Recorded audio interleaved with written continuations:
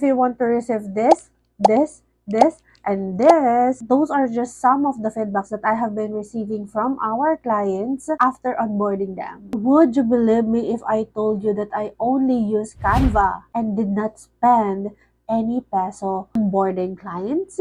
Hi, I'm Shara Obligar. I'm a freelance social media manager working with different clients across the globe. After the discovery call, you don't know what to do next, and you have potential client, but you don't know what you should do to close the deal with your client. And you don't have proper process. That's why right now, I'm going to teach you or show you my templates that I am using in onboarding my client as a social media manager. The reason why we have this onboarding process or the templates that we are using, it is because it's very easy and this leaves so much impression to your potential client or to your client that you are very organized. Kasi sabihin man natin na yes, we don't have experience and we are not sure what we are doing, but if you have templates that you are sending to them in more organized way, the client will expect that you are someone that they can trust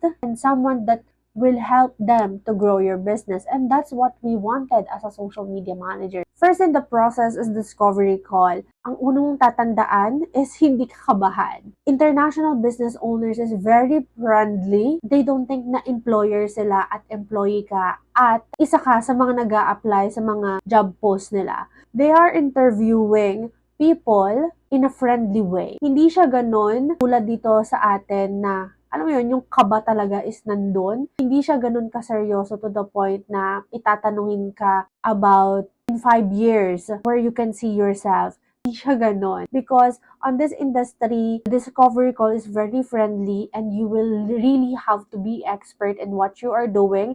That's why on my previous video, I have discussed what are the things that you need to do and you need to know to become a social media manager. I suggest to watch that first before going here because on this video, onboarding na siya ng kliyente.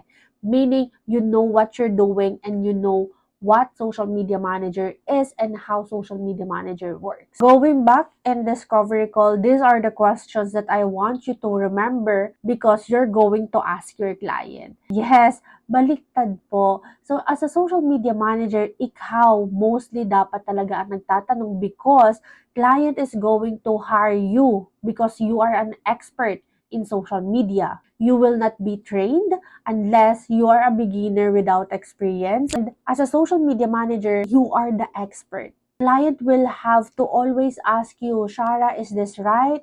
Shara, do you think we have to post this? Client will always based on your opinion because you know what's best to their social media. That's why here's some question. Tell me more about your business. Yes, hindi na siya, tell me more about yourself. It is tell me more about your business. So you're going to ask your client, what is your business is all about? What are the services and products that you are offering? Or what is the history? When did you start your business? Something like that. For you to position yourself on how you can help that client. Next question is, what is your goal for your social? Social media goals and business goal is very different. And as a social media manager, we are only liable in social media goals. What is the difference of business goal and the social media goal? Business goal, more likely increase of sales. And social media goals is increasing the followers, increasing the comments, views, likes, engagement, website traffic, and that's it. We are only responsible in social media goals, not the business goals. That's why we are going to focus in growing the account by achieving those goals. Third question, difficulties while handling social media. Because your client won't hop on a call or discovery call if hindi sila nahihirapan sa social media nila ngayon. That's why you have to ask your client, saan ka nahihirapan para dun kita tutulungan? Because may mga misconception kasi dito kay social media manager that social media manager is the one who's responsible in increasing the sales. And it might be the reason that the client wants to hire social media manager because nahihirapan sila mag-bring ng sale using social media. And if that's the case, you have to educate your client. And fourth question, have you worked with the previous SMM? This is very important for me. It is because I want to know what previous SMM did to social media that will make client to find another social media manager. Because maybe it is previous social media manager's fault or this client's fault. And you have to know the reason behind that. That's why we are in this discovery call for you to figure out if that client is the best fit for you or if you as a social media manager is the best fit for that client. Fifth question, do you have accounts inspiration or competitor list? The reason why I am asking account inspiration for me to check what kind of content the client wants to achieve so that I'll see if I can do that. Because I really don't want to work with the client if I can't do what the client wants. And I am asking the competitor list. It is because for me to easily check what are strategies that I can create for a client will make the client's business stand out from those competitors. Last question and very important question, are you willing to provide the footages and photos? This is very common problem of most social media managers is client didn't provide photos and footages. It's social media. It's very impossible to sell in social media if you don't want to provide footages or if you don't show your face to your business. Why people trust your business or buy to your business if people don't see the owner of the business? That's why ask your client, are you willing to provide me the footages? If yes, I would love to help you growing your social media. But if it is not, it's up to you if you will still willing to work with that client, because for me, in my case, I don't want stress. Like, how can I create content for you if you don't want to provide footages? And those are the questions that I want you to always remember. And I know for sure you are waiting. Sa discovery call ba tinatanong ang budget at ang rate in working with social media manager? Actually, yes, you can do that. But if you are not comfortable in answering those kind of questions, reason why we have this next process, the social media packages proposal. So it is not mandatory to answer those kind of questions because what I am doing, I am always telling to them, would it be fine after this call, I'm going to send you a package proposal which I will create based on your social media needs that we have talked about. Reason why we ask, what are the difficulties that you are experiencing while handling the account? And here are some packages that I can show to you that I think will help you to have an idea the different packages that we can offer. Here's the engagement package 1 with 30 minutes engagement per day, 5 days per week. It is up to you if you want to base with estimated result which is 200 to 250 followers per month. But if you are not that confident to achieve this result, feel free to delete the estimated result and focus on deliverables, which is you have to work 5 days per week with 30 minutes engagement per day. And next package with engagement is 1 hour engagement per day, 5 days per week. It is just if the client wants more hour for you to focus in engagement. Of course, we have the starter package offering 12 contents per month, 1 platform, and doing engagement, 30 minutes engagement. This includes strategizing, monthly content calendar, and monthly analytic report, and you are going to post the content as well with caption and hashtag. And the next package is the standard package. The difference of the starter and the standard is here in the standard is includes account optimization with bio and story highlights that you are going to change the story highlights and the bio. That includes competitor analysis and of course additional 8 content per month, which total of 20 content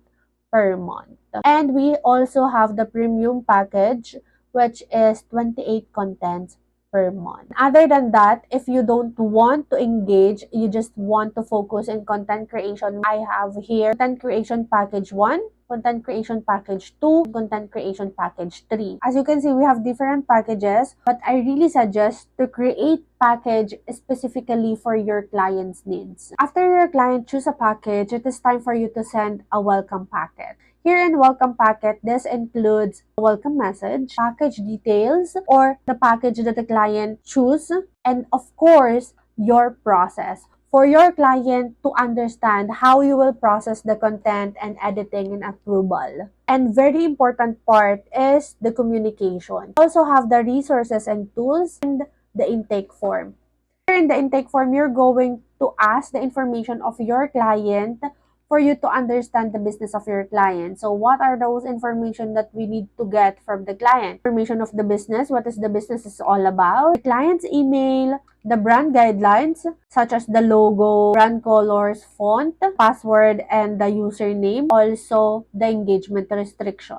Next is on this welcome packet, this includes contract agreement as well and invoice. And of course, for transparency is the next step that we will do after this contract agreement. Next step is the content strategizing. This is very tricky part. That's why I have this strategy guide that I am using, which contains the brand overview on how I understand the client's business, brand tone of voice on how the client wants to position their business in social media. Is it professional, friendly, casual, or formal? And of course, the target audience. Here on the target audience, we have to search the interests and the challenges. You can always ask your client what are the interests and the challenges of their target audience. And if they have the demographics of their target audience, that would be better. And of course, the competitor overview. Reason why we ask the client during the discovery call, do you have the competitor list so that we can get it and analyze those competitors. Here, we are going to create the content pillars. If you are not familiar with the content pillar, let me know in the comment section so that I will discuss it on my next video. Just comment pillars below. Of course, if we want